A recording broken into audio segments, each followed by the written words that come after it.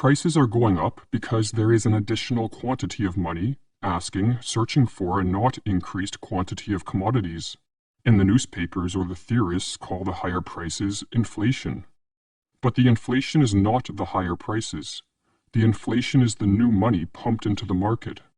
It is this new money that then inflates the prices. Central banks have spent decades flooding the global economy with newly created money. We are told this policy, or what is called a monetary inflation, is needed to stimulate economic growth and to keep unemployment low. But like so many of the justifications that politicians and bureaucrats offer for their actions, this one is a lie. For as we will explore in this video, a rapid expansion of the money supply is economically destructive. It impoverishes the poor and middle class, exacerbates wealth inequality, permits a dangerous growth in state power, and sets an economy up for a crash.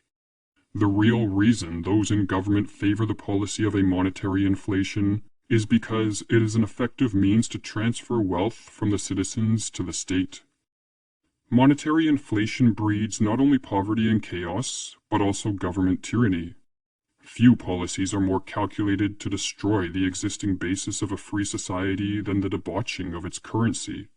And few tools, if any, are more important to the champion of freedom than a sound monetary system. Money is a medium of exchange. Money is not wealth. Money can be used as a measure of wealth, but paper currencies and digits added to bank accounts are not a form of wealth. Rather, real wealth consists of the goods and services produced in an economy, which can be put to use to better our lives. A central bank can double the supply of money overnight, but this action would not make an economy wealthier.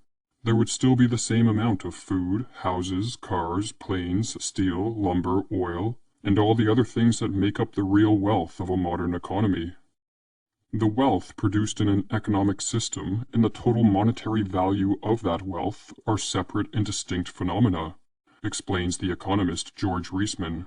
The one can increase without the other. While an increase in the supply of money by a central bank is not wealth generating, it is wealth redistributing. When money is created, it does not enter the economy in a uniform manner with each member of a society receiving equal numbers of new dollars, pounds, pesos, euros, or yen.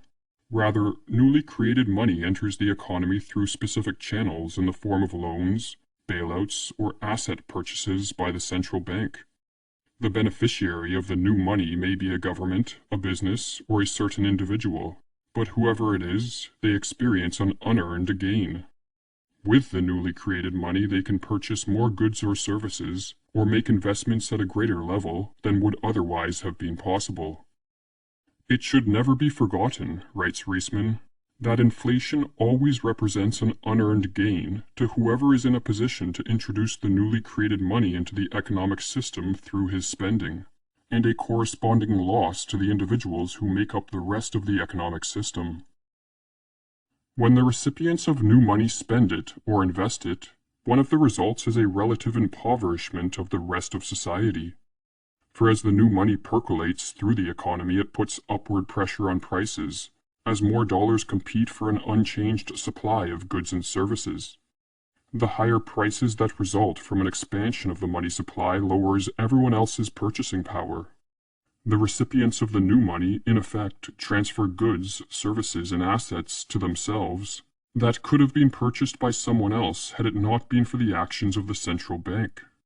Or as Murray Rothbard explains in his book, What Has Government Done to Our Money? Monetary inflation confers no general social benefit. Instead, it redistributes the wealth in favor of the first, and at the expense of the laggards to the race. And inflation is, in effect, a race, to see who can get the new money earliest. The latecomers, the ones stuck with the loss, are often called the fixed income groups.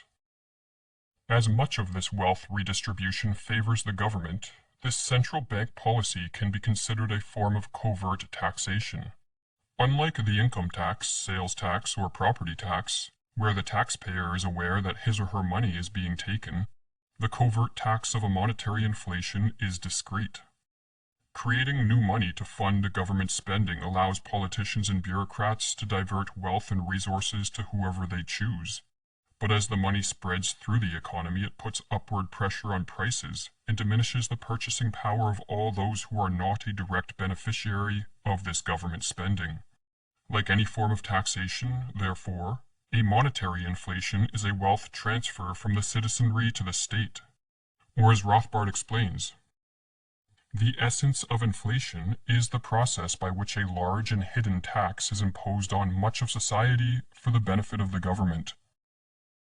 Using a monetary inflation to fund spending allows governments to expand their powers far beyond the limits that would be imposed on them were they to rely solely on more traditional forms of taxation. For most citizens would not consent to paying the high levels of taxes needed to fund modern governments, and only do so because a large portion of the tax is covert and masked in a diminished purchasing power. If governments were honest and directly taxed the citizenry, most people would realize they were being fleeced and quickly stop supporting the politicians responsible for impoverishing them. Some people may contend that the ability of governments to finance their spending through the creation of money is a benefit of this central bank policy. For during times of crises, governments claim a heightened need for resources, and printing money to fund these needs allows them to act without having to take the unpopular action of raising tax levels. But as Robert Murphy explains in his book, Understanding Money Mechanics, to claim that monetary inflation is needed to deal with a crisis really just means that the citizens of the countries involved wouldn't have tolerated the huge increases in explicit taxation. Instead, to finance such unprecedented expenditures, their governments had to resort to the hidden tax of inflation, where the transfer of purchasing power from their peoples would be cloaked in rising prices that could be blamed on speculators, trade unions, profiteers, and other villains, rather than the government's profligacy. The insidious nature of a monetary inflation does not end here. It also drives wealth inequality. For second to politicians and bureaucrats, the rich are the greatest beneficiary of money creation.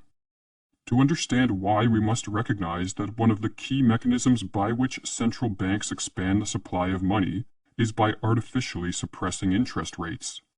Low interest rates entice people to borrow newly created money through the banking system, and who are the people most capable of borrowing this cheap credit? Those in the upper class, as they possess more of the assets needed to act as collateral on loans. With access to this cheap credit, the rich can spend it to purchase real estate, equities, fine art, vintage cars, precious metals, and other forms of wealth. The elevated demand for these assets pushes up prices, and this increases the net worth of everyone exposed to these asset classes, which again, is primarily those in the upper class. The greatest beneficiaries from the Fed's policies of the 21st century, writes Edward Chancellor, were the financial elite, who got to enhance their fortunes with cheap leverage at a time when asset values were driven higher by easy money.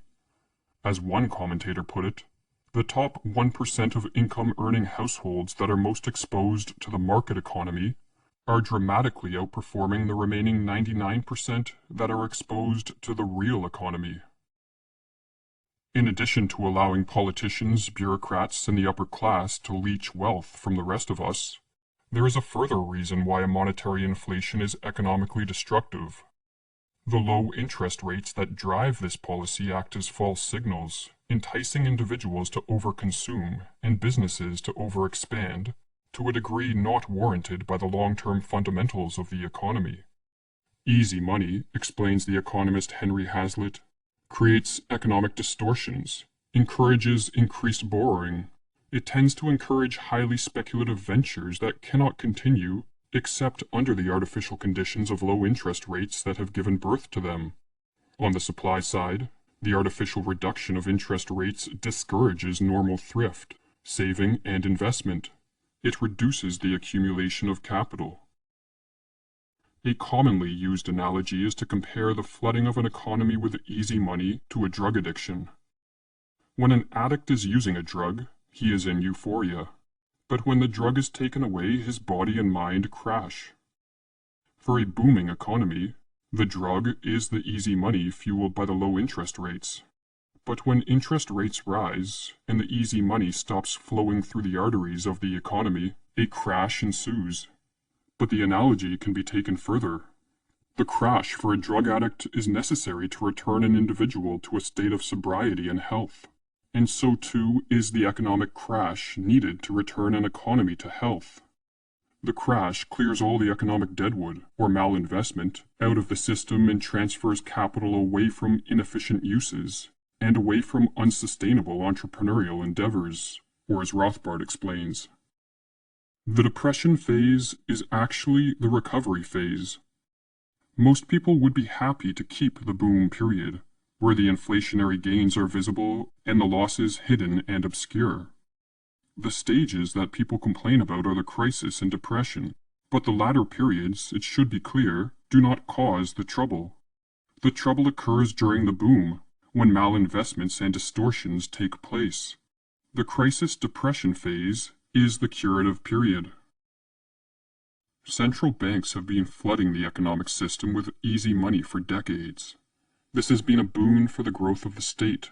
It has enriched the upper class, and it has created bubbles in the price of assets such as equities and real estate. But in the process, it has impoverished the middle class and the poor, and we are now facing the menace of an accelerated rise in consumer prices. Central banks are trying to tame this increase in price levels by raising interest rates and tightening credit conditions. But with so much debt in our system, at an individual, corporate, and governmental level, a rise in interest rates threatens to collapse the house of cards upon which so much of the economy is built. Removing the drug of easy money, in other words, is setting us up for a crash. Will central banks keep fighting the rise in consumer prices with higher interest rates and allow a curative crash to unfold? Or will they follow the pattern of the past several decades, and at the first sign of a serious collapse in equity or real estate prices, cut interest rates once again? If they choose the latter, they will be flirting with fire. For as Ludwig von Mises explains, if once public opinion is convinced that the increase in the quantity of money will continue and never come to an end, and that consequently the price of all commodities and services will not cease to rise, everybody becomes eager to buy as much as possible and to restrict his cash holding to a minimum size. Everybody is anxious to swap his money against real goods, no matter whether he needs them or not, no matter how much money he has to pay for them. Within a very short time, the things which were used as money are no longer used as money. They become scrap paper. Nobody wants to give away anything against them.